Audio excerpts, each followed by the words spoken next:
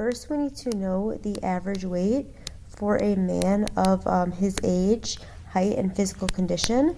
And let's assume that the average weight is 180 pounds. Then we need to consider the range of feasible weights.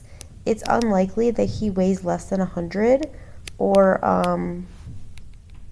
more than 300. So the range will be from 100 to 300 pounds.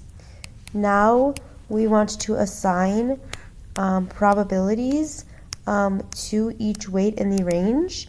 We can assume that the probability is normal or bell-shaped, with the highest probability at the average weight, which is